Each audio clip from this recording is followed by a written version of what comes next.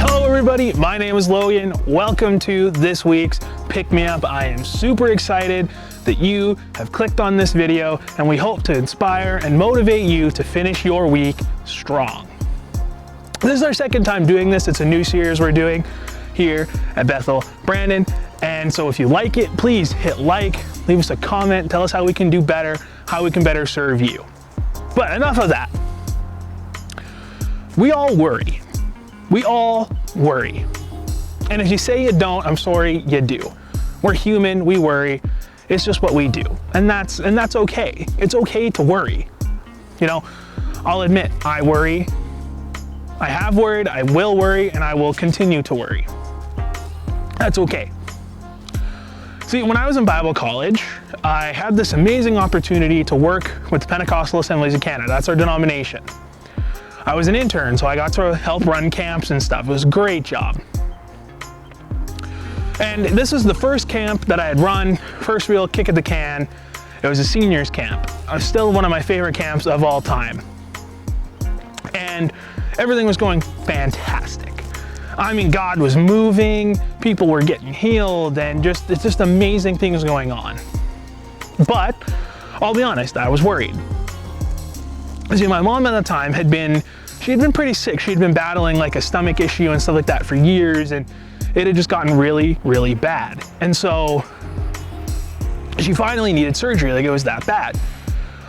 Now, my mom and I are super duper close. I am a mama's boy through and through. I love her to death. She's one of the people I'm most closest to in the world. So for me to be stuck at camp with very little communication to her, right? Because there's very bad cell reception, very little internet, all this stuff. I had no way of communicating with her or my family. And so I was extremely worried because surgery is surgery. It's a big deal. And to say again, I was super duper worried. So here I am at camp, surrounded by amazing things that God's doing, but I am so focused and worried on myself that I'm not taking time to admire it. And I let my emotions get the better of me. I was angry, I was frustrated, I was sad, and just all of these things, all those emotions you get when somebody you care about is struggling. And I didn't really tell that many people. You know, my boss knew, a couple people knew, and one day it was during a chapel. I was running the slide, you know, I'm clicking through the hymns, and I just lost it. I was so angry, I just kind of stormed out and left. Not proud of it. I walked away, went to the beach, sitting by the lakefront, and I'm just weeping, like crying, gnashing of teeth, full on weeping. Like I'm convulsing, I can't breathe. Like it's one of those real messy cries, you know? And I'm just so angry. But God used that moment to reinforce something to me, to reinforce something about his character in my life, about a promise that he made to all of us, and that he will provide. See, I eventually, realized what God was doing, and he uses all of these moments around us to make us come closer to him. So I gathered myself and I head back to the chapel, and I get in there, and the entire camp prayed for me.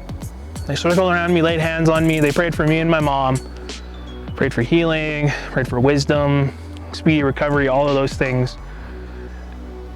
And a little while later, I go up the hill from camp and I get some reception, and first ding that comes through is a text from my mom saying everything went perfectly and I don't have to worry. Now, I don't tell that story to say that, to glorify God. The story does that on its own.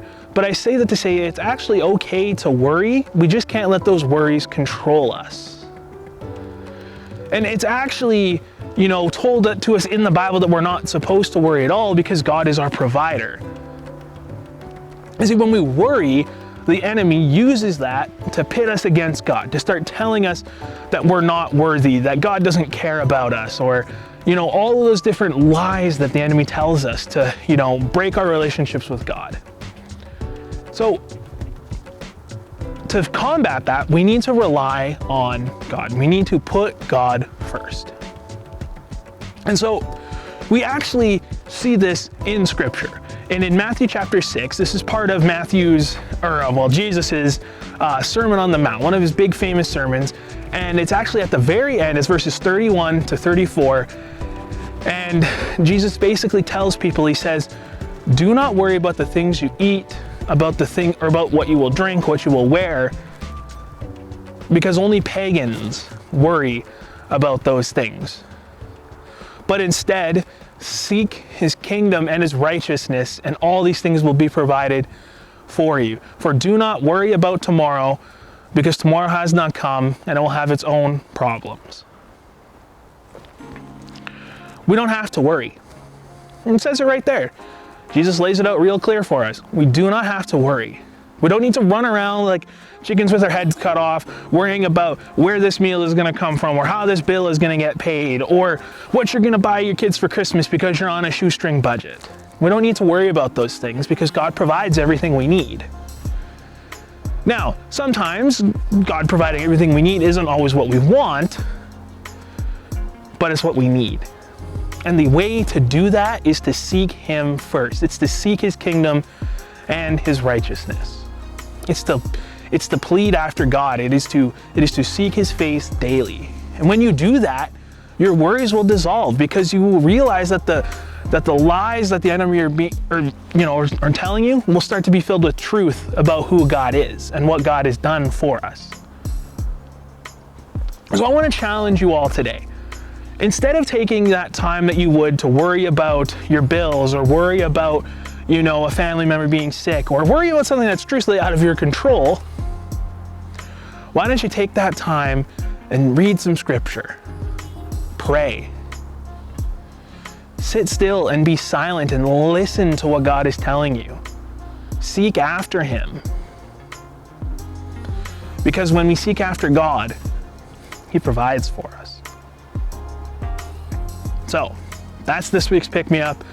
I hope you all have a great rest of the week, and just go knowing that you do not have to worry about the needs, because God has already met them. Thanks for listening.